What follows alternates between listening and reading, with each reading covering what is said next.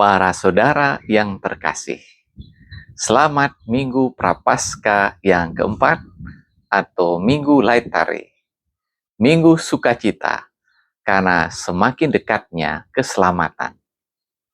Tema renungan kita, Growth Mindset ala Bapa yang baik hati. Para saudara yang terkasih, orang yang bersalah harus dihukum. Orang yang berhutang harus membayar lunas.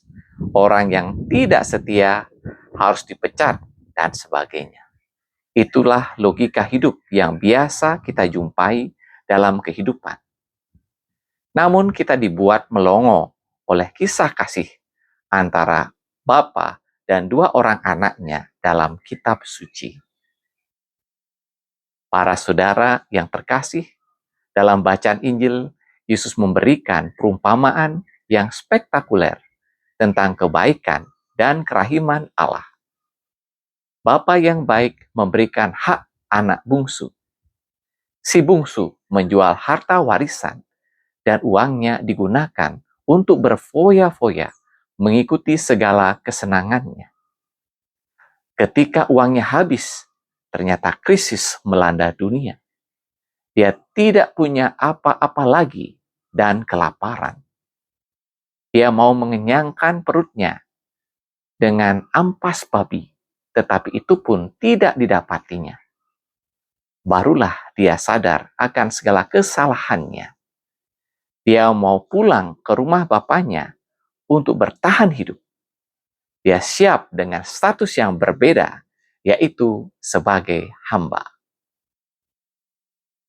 Para saudara yang terkasih, ternyata si bungsu mendapatkan kenyataan yang berbeda. Bapaknya yang baik hati telah melihat dari kejauhan anaknya telah pulang. Rupa-rupanya dia selalu menantikan anaknya. Dia tidak hanya menunggu, tetapi menjemput anaknya 1000 langkah di depan dia. Dia memeluk, mencium, mengenakan cincin, dan jubah, bahkan memestakannya.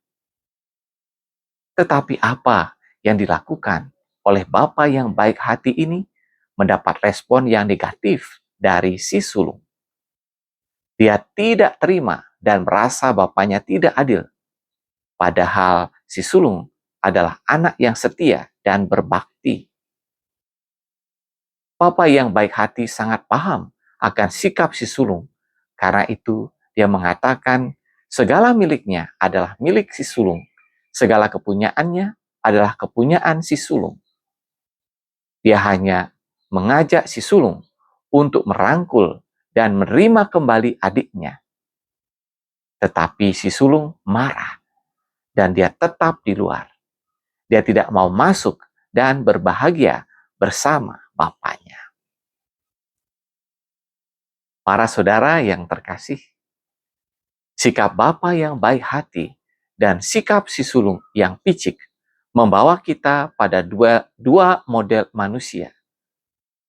Pribadi yang berkepala merah, fixed mindset, dan pribadi yang berkepala hijau, growth mindset.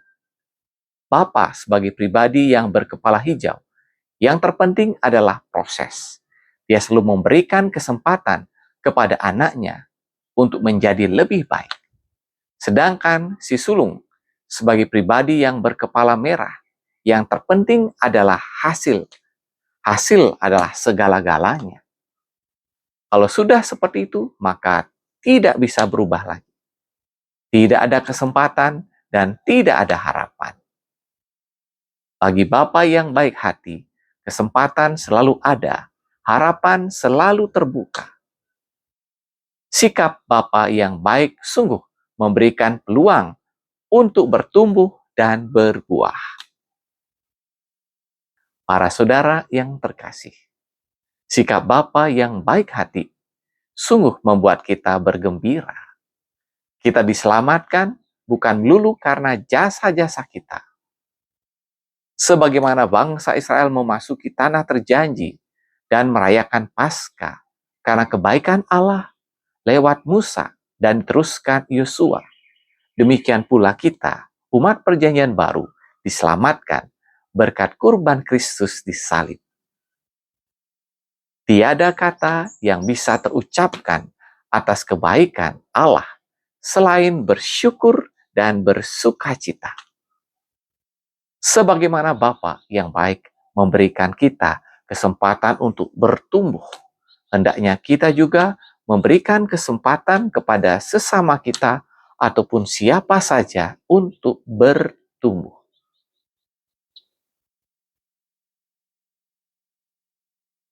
Dari kawasan Manggis, Padang Bayi, Karangasem, Bali, Tuhan memberkati.